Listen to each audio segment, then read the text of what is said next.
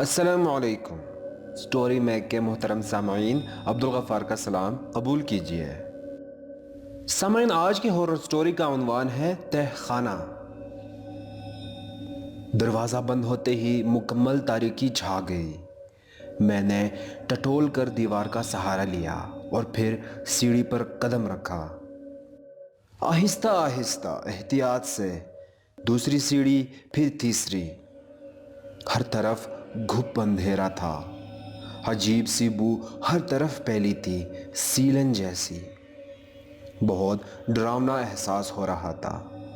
میرا دل تیزی سے دھڑک رہا تھا۔ ناہید؟ میرے کانوں سے جمشید کی آواز ٹکرائی۔ ہاں ہاں، میں نے تڑپ کر پکارا۔ ناہید؟ جمشید نے دوبارہ پکارا۔ اس کی آواز میں عجیب تکلیف تھی، سخت قرب۔ اور پھر میری آنکھ کھل گئی۔ میرا دل تیزی سے دھڑک رہا تھا، سارا جسم پسینے میں بھیگا ہوا تھا۔ بڑی مشکل سے اپنے آپ کو گھسیٹ کر میں اٹھ کر بیٹھ گئی۔ میرے سر میں جیسے دھماکے ہو رہے تھے۔ اف! میں نے اپنا سر ہاتھوں میں تھام لیا۔ 40 سال! میں نے سوچا 40 سال ہو گئے، مگر جمشید کی آواز مجھے آج بھی اسی طرح محسوس ہوتی ہے جیسے اس نے ابھی پکارا ہو۔ میری آنکھوں میں آنسو آ گئے۔ اور یہ خواب، نہ جانے 40 برسوں میں کتنی مرتبہ میں یہ خواب دیکھ چکی ہوں۔ تقریباً اسی طرح، اسی انداز کے خواب مجھے آج تک نظر آتے ہیں۔ جمشید اور وہ تہ خانہ۔ یہ بہت پرانی بات ہے، تقریباً 40 سال پرانی۔ میری عمر اس وقت کوئی 15 سے 16 برس تھی۔ پاکستان بنے چند سال ہی ہوئے تھے۔ پاکستان آ کر ہم سکھر میں آباد ہو گئے تھے، یعنی میں، میرے بڑے بھائی راشد اور اماں اور ابا۔ یہاں جو گھر ہمیں الاٹ ہوا تھا وہ سیتا مندر سے تقریباً جڑا ہوا تھا۔ اصل میں یہ پورا محلہ ہندوؤں کا تھا۔ وہ انڈیا ہجرت کر گئے اور وہاں سے آنے والے مسلمانوں کو یہاں گھر الاٹ ہو گئے۔ چھوٹے چھوٹے پرانے گھر۔ ہمیں جو گھر ملا وہ چھوٹے کمروں پر مشتمل تھا، چھوٹا سا صحن اور چھت، مگر کمروں کے عصب میں ایک تہ خانہ موجود تھا۔ نہ جانے وہ کس مقصد کے تحت بنوایا گیا تھا، کیونکہ چند سیڑھیاں اترنے کے بعد اس کے باقی سیڑھیاں مکمل طور پر پانی سے ڈوبی ہوئی تھی۔ اس وجہ سے اس میں کوئی سامان وغیرہ تو بالکل نہیں رکھا جا سکتا تھا۔ نہ جانے وہ کتنا گہرا تھا، کیونکہ اگر اس میں کوئی پتھر پھینکا جاتا اس کے زمین سے ٹکرانے کی آواز کبھی نہیں آتی تھی۔ محلے کے لوگ جو مہینوں برسوں سے رہ رہے تھے، ان میں اس تہ خانے کے متعلق پراسرار باتیں مشہور تھی۔ کچھ کا کہنا تھا اس تہ خانے سے ایک سرنگ سیتا مندر کے اندر تک جاتی ہے، عین سیتا دیوی کے مورتی کے نیچے۔ کیونکہ مندر کے اندر سیتا دیوی کے مورتی والا کمرہ مستقل بند رہتا تھا۔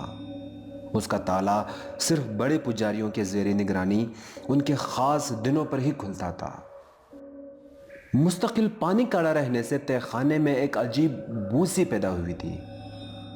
اس گھر میں شفٹ ہوتے ہی ابا نے تہ خانے کی کنڈی اچھی طرح بند کر دی تھی اور مجھے اور راشد بھائی کو سختی سے ہدایت کر دی تھی کہ ہمیں اس کے اندر نہ جانا چاہیے۔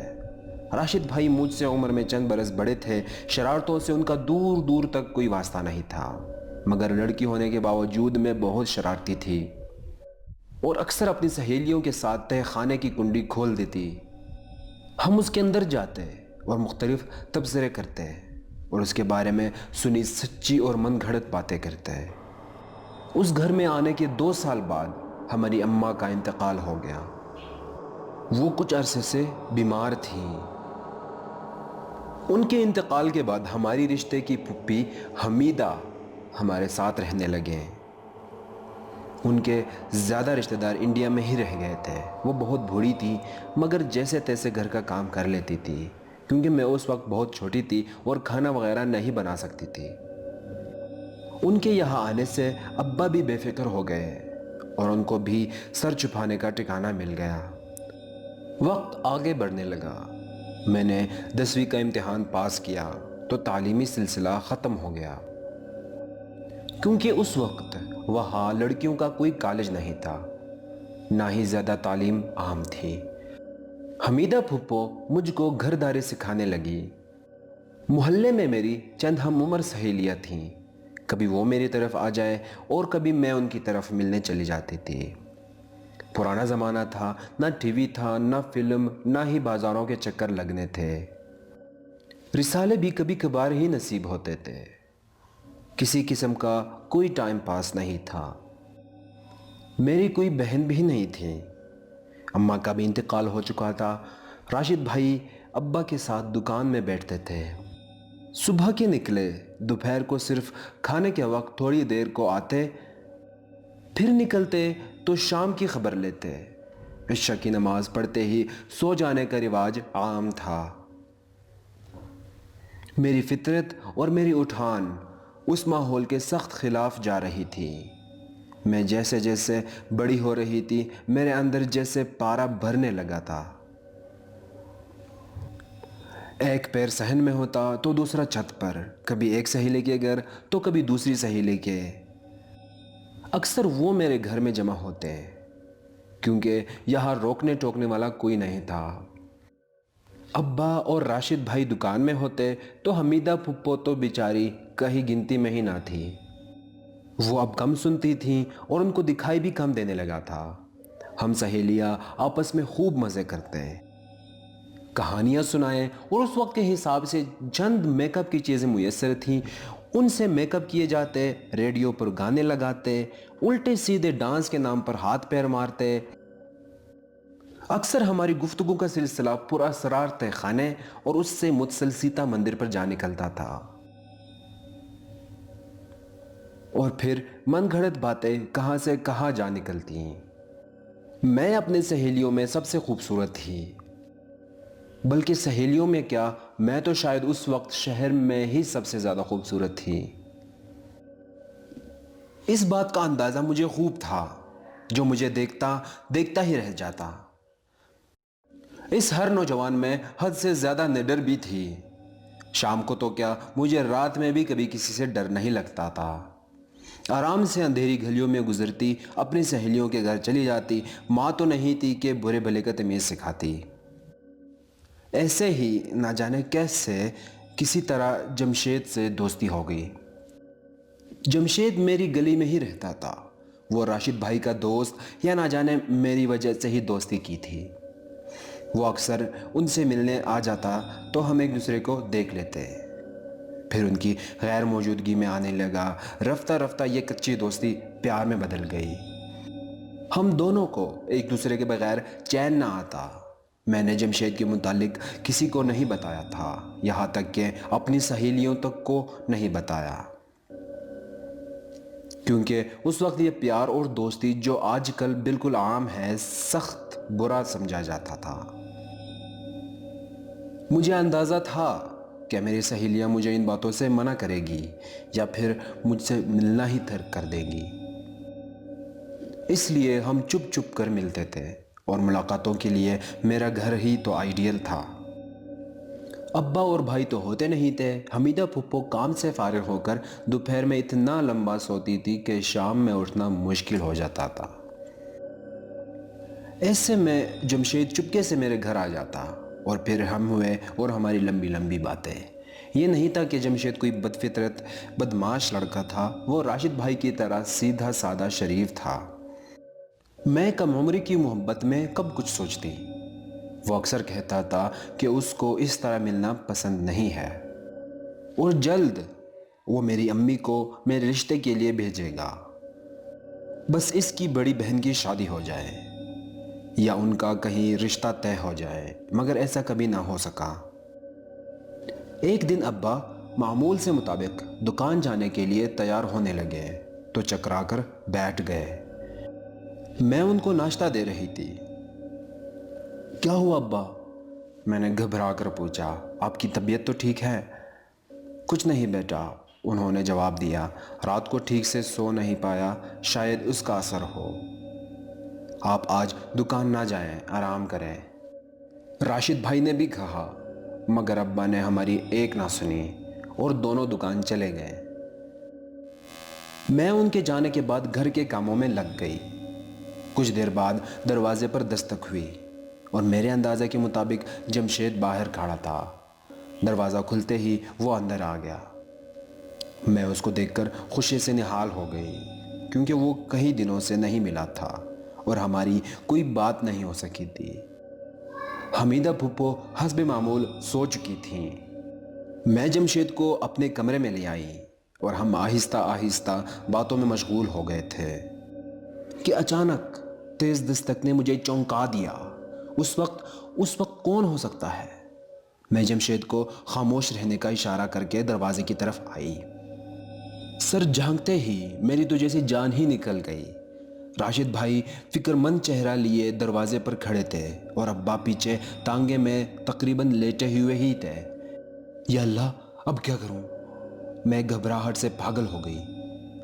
جلدی سے جمشید کو ساری صورتحال بتائی۔ وہ بھی میری طرح ڈر گیا تھا۔ کیا کروں؟ کوئی رستہ دوسرا موجود نہیں تھا جہاں سے جمشید کو باہر نکال دیتی۔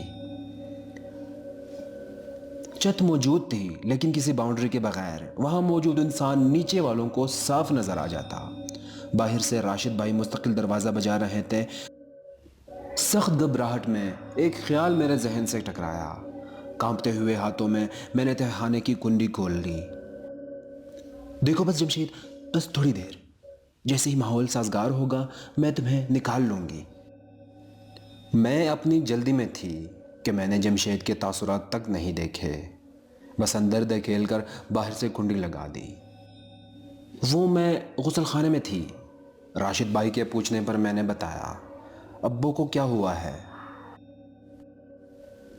پتہ نہیں، دکان پر اچانک گر گئے، انہوں نے بتایا۔ وہ اور تانگے والا ابا کو اٹھا کر اندر لے آئے اور بستر پر لٹا دیا۔ میں حکیم صاحب کو لے کر آتا ہوں۔ وہ باہر نکل گئے۔ شکر ہے۔ میں تیزی سے اندر کی طرف مڑی ہی تھی کہ دروازے سے گلی کے 2 حضرات اندر آ گئے۔ ابا کے پاس کمرے میں بیٹھ گئے۔ اف، میری سانس رک گئی۔ اب تو جمشید کو جلدی نکلنا ناممکن ہی تھا۔ وہ سارا دن گزر گیا۔ راشد بھائی حکیم کو لے کر آئے، ابا کو دوا دی گئی، پھر وہ ابا کے پاس ہی بیٹھ گئے۔ حمیدہ پھوپھو بھی اٹھ گئیں۔ پورے گھر میں در حقیقت میری سانس گھٹ رہی تھی۔ جس تہہ خانے میں چند منٹ نہ گزارے جا سکتے، وہاں اتنے گھنٹے۔ خدا خدا کر کے شام ہو گئی، پھر رات۔ ابا کو کھانا کھلا کر سلایا۔ راشد بھائی سارے دن کے تھکے ہوئے تھے، بیٹھتے ہی سو گئے۔ میں نے تھوڑی دیر انتظار کیا اور پھر چپکے سے اندر کمرے سے نکل آئی۔ میرے ہاتھ میں موم بتی تھی۔ اس زمانے میں پورے گھر میں چند ہی بلب ہوتے تھے۔ تہہ خانے میں تو دن میں روشنی نہ ہوتی تھی۔ اس وقت تو تہہ خانے کا کیا عالم ہوگا۔ ان خوفناک خیالوں میں گھری میں آہستہ آہستہ تہہ خانے کی طرف بڑھ رہی تھی۔ بیچارہ خوف کے مارے بے ہوش ہی نہ ہو گیا ہو۔ میں نے سوچا، آہستہ سے میں نے تہہ خانے کی زنگ آلود کنڈی کھولی۔ جمشید، جمشید، جلدی آؤ باہر، میں نے آواز دی، مگر میری آواز تہہ خانے کی دیواروں سے ٹکرا کر واپس آ گئی۔ جمشید، میں نے ذرا تیز پکارا۔ میں نے آگے بڑھ کر موم بتی کی روشنی سے نیچے جھانکا۔ 1 2 3 اور پھر نیچے تک ساری سیڑھیاں خالی پڑی تھیں۔ جمشید، میری آواز کانپنے لگی۔ میں ہمت کر کے سیڑھیاں اترنے لگی اور پہلی مرتبہ رات کے اس وقت اکیلی آخری سیڑھی تک چلی گئی۔ میرا پاؤں پانی سے ٹکرا گیا۔ وہاں کوئی نہ تھا۔ تہہ خانہ بالکل خالی تھا۔ کیسے؟ کہاں؟ میرا دماغ پھٹنے لگا۔ میں نے اپنے ہاتھوں سے کنڈی لگائی اور پھر کھولی ہی نہیں تو پھر جمشید، میں وہاں بیٹھ کر رونے لگی۔ تم کہاں ہو؟ جمشید، आंसू मेरी आंखों से बह रहे थे। ओह, मैं चौंक गई। मैंने आंसू पूछे, अगर कोई कमरे में आ गया, मेरा बेटा या बहू, उस वक्त रोने का क्या सबब बताऊंगी? 40 साल गुजर गए। वो भयानक पुरस्कार वाकया इस तरह पूरी तरह मुझे याद है। मुझे अक्सर तड़पाता है। जमशेद का उस दिन के बाद कहीं कोई पता ना चला। उसकी अम्मी, उसके घर वाले उसकी गुमशुदगी से जैसे पागल हो गए। पागल तो मैं भी हो गई थी, मगर मैं अपना दुख किसी से कह नहीं सकती थी। अक्सर घर वालों की आदम मौजूदगी में मैं तहखाने का दरवाज़ा खोलकर जमशेद को पुकारती, मगर कभी कोई जवाब ना आया। हाँ, लेकिन अक्सर ख्वाब में मुझे जमशेद जवाब देता। नाहिद। उसकी आवाज़ कुर्ब में डूबी होती। हमेशा उसकी आवाज़ में सख्त तकलीफ होती। उसकी तकलीफ में डूबी आवाज़ ने मुझे कभी सुकून से रहने ना दिया। मेरी उस वाक़ये के चंद साल बाद शादी हो गई। खुदा ने मुझे औलाद की नियामत से भी नवाजा, शौहर भी बहुत अच्छे मिले, मगर एक शदीद किसक ने मुझे तमाम उम्र चैन ना लेने दिया। अब्बा के इंतकाल के चंद सालों बाद राशिद भाई ने अच्छे इलाके में दूसरा घर ले लिया, उसमें शिफ्ट हो गए। मैं शादी के बाद दूसरे शहर आ गई। फिर कभी उस घर में उस मनहूस तहखाने को देखने का इत्तेफाक ना हुआ, मगर नज़र तो मुझे वो अक्सर आता है, नींद में इस तरह, इतना ही, बल्कि इससे कहीं ज़्यादा पुरअसरार। तहखाना, एक शदीद गलती की ये सज़ा कब ख़त्म होगी?